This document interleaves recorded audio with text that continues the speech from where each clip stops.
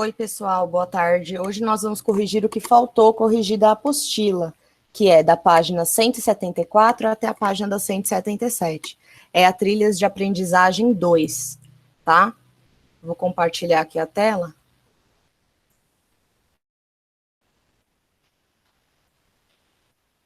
Então, acompanhem, que é correção junto com explicação, né?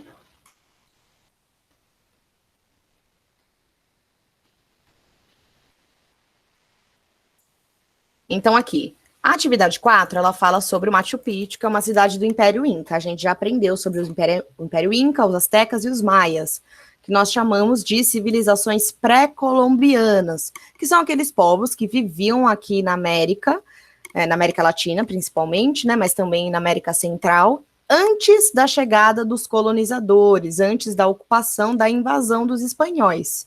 Então, a América pré-colombiana são os povos, né, são as regiões e os que viviam aqui na América antes da invasão e da ocupação dos espanhóis, certo? Dentro da América pré-colombiana tem vários povos, os que se destacam são os incas, os maias e os astecas. Hoje essa tarefa é sobre o Império Inca, que fica mais ou menos na região onde hoje é o Peru. Então é um povo que vive numa situação montanhosa, porque eles estão ali na Cordilheira dos Andes, a cordilheira é um conjunto de montanhas, certo? Por isso, eles têm algumas características que são peculiares a eles, como, por exemplo, a agricultura, ela tem que ser diferente na montanha, como, por exemplo, o pastoreio, que é de lhamas, porque elas têm, né, os quadris mais estreitos para poder andar ali na montanha, não tem como pôr uma vaca lá na montanha que não vai dar certo, enfim. Tem várias características que eu já expliquei para vocês, nós já tivemos essa aula no primeiro semestre, mas agora a gente vai recapitular algumas com a tarefa.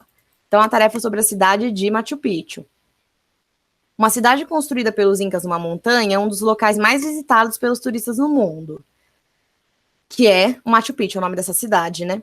Machu Picchu é uma cidade desabitada que pertence ao Império Inca. Ela fica no alto das montanhas do centro-sul do Peru, na América do Sul. Seu velho pico em Quichua, a língua dos incas, falado até hoje em quase toda a região dos Andes. As moradias desse sítio arqueológico provavelmente foram construídas em XV até meados do século XVI. É um dos poucos sítios indígenas americanos antigos que foram encontrados quase intactos. Machu Picchu está situado a 80 quilômetros a noroeste da cidade de Cusco, que era a capital do Império Inca. Fica entre dois picos pontiagudos no leste da Cordilheira dos Andes, que são essas montanhas que eu acabei de falar para vocês, metros de altitude, e é cercada por montanhas com florestas. Machu Picchu se divide em duas partes, uma rural e outra urbana. A parte rural, ou agrícola, é formada por campos em formas de degraus, chamados terraços. Aqui, ó, tá vendo? Esses formatos de degrau, isso se chama terraço. Isso você faz para você conseguir lidar melhor do que a montanha, né? Não tem como subir aqui, pensa. Os incas usavam esses terraços para cultivar alimentos como milho e batata doce. O milho é um alimento que está muito presente aí nas civilizações pré-colombianas como um todo. A parte urbana possui praças, templos, casas e um cemitério. Essas construções são interligadas por passarelas e por escadarias com milhares de degraus de pedra. A maioria das estruturas está muito bem preservada devido à boa qualidade da engenharia inca. Uma construção notável é o Templo do Sol, que era utilizado para a construção do calendário inca. Uma vez por ano, a luz do sol bate em uma abertura no centro de uma grande pedra. Fica mais ou menos para cá. Essa pedra funcionava como uma espécie de calendário. Outra famosa estrutura é um pilar conhecido como Intihuatana, que provavelmente era usado para marcar o decorrer das estações do ano.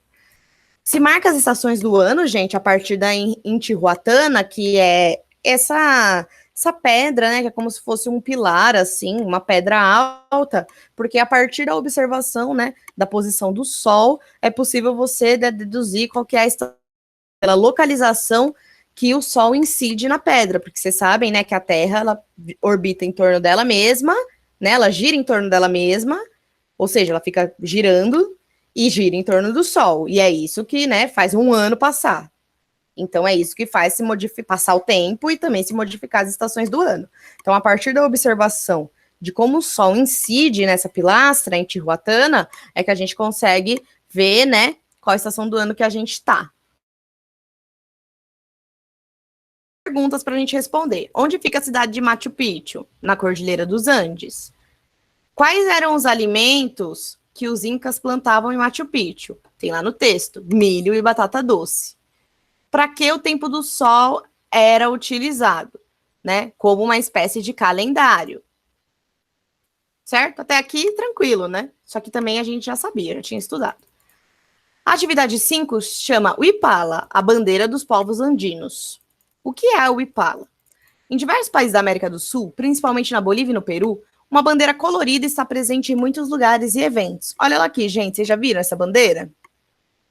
Nessa atividade, vamos conhecer a Huipala e o que ela significa para os povos andinos. Ela é um pedaço de tecido quadrado, né, multicolorido, como um xadrez pintado só que com 7 cores.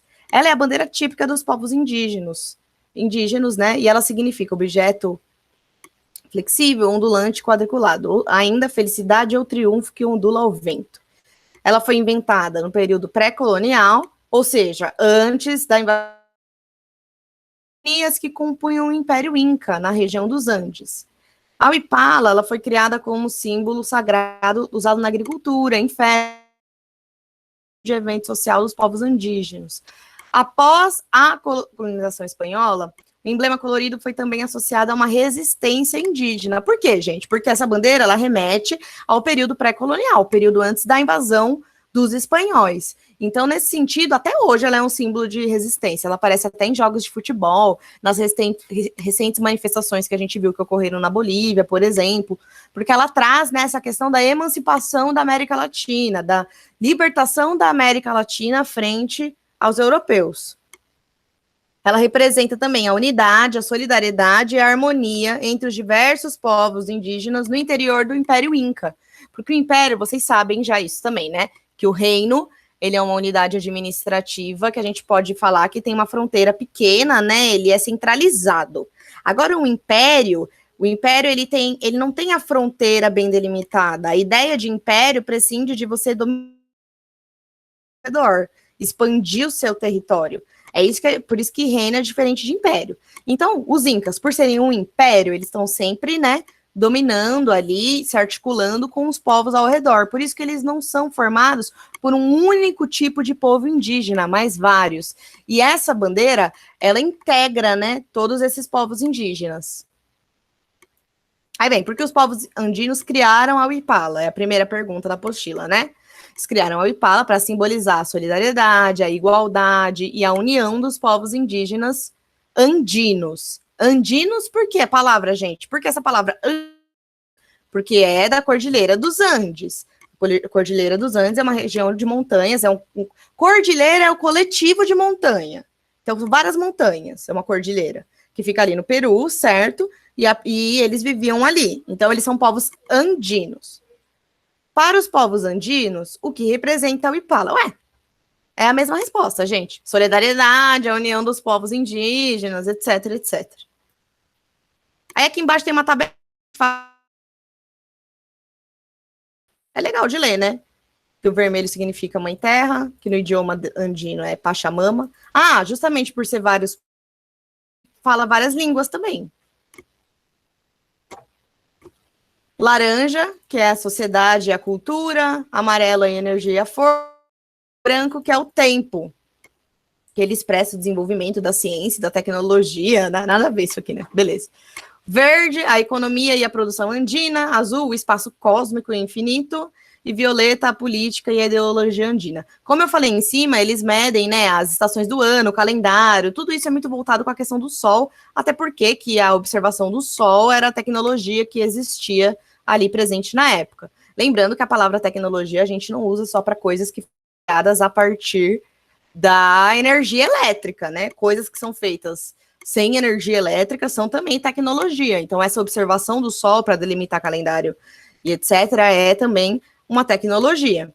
Como eles se voltavam muito para o céu para entender o mundo, né? Então, os povos andinos eles são muito ligados com essa ideia de espaço cósmico, certo? Mas aqui é só curiosidade. Aí, né, veio uma atividade sobre capoeira, do nada.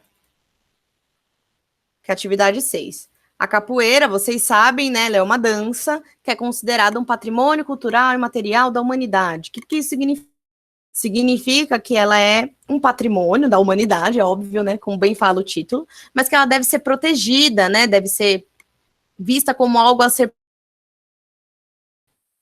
justamente por ela ser uma manifestação cultural. A gente tem patrimônio que não é imaterial. O que é um patrimônio material, professora? Por exemplo, Torre Eiffel, entendeu? Material é aquilo que tem matéria, é aquilo que é uma coisa, certo? Torre Eiffel, a Catedral de Notre Dame, essas coisas assim. O Machu Picchu é um patrimônio material e imaterial, porque ele também tem cultura. Geralmente, quando é uma coisa cultural, uma ciência, uma coisa educacional, a gente fala que é patrimônio imaterial. Quem decide isso é a Organização das Nações Unidas para a Educação, Ciência e Cultura, que chama Unesco, tanto do patrimônio material como é a Unesco que decide, né? E aí, a partir do momento que a Unesco coloca a coisa como patrimônio da humanidade, vem um monte de lei para preservar, para ajudar, verba, etc. Então, é muito importante, né, ter esse título pela Unesco. Aqui tem uma foto, né? Vocês sabem, né, que a capoeira a gente chama de dança, na verdade, e que ela é uma dança, né, uma luta dançada que tem origem, né, nas manifestações culturais das pessoas escravizadas que vieram, né, para o Brasil a partir aí da invasão dos portugueses.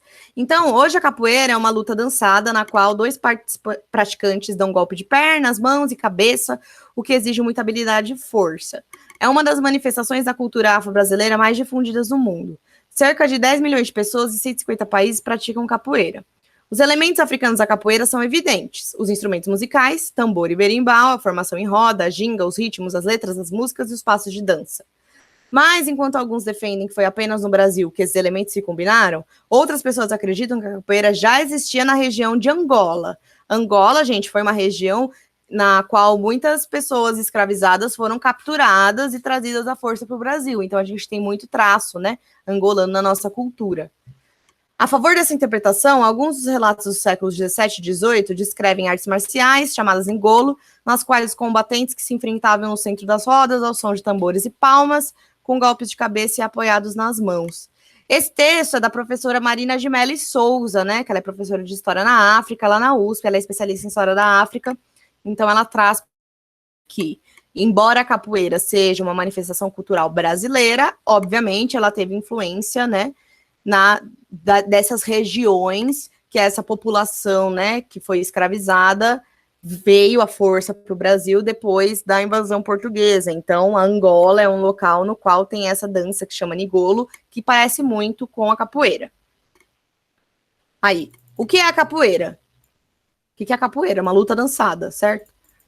Quais são os elementos africanos presentes na capoeira? É o tambor, berimbau, o batuque, a luta. Quais os locais de origem da capoeira? Pode colocar Brasil e Angola, que tá certo.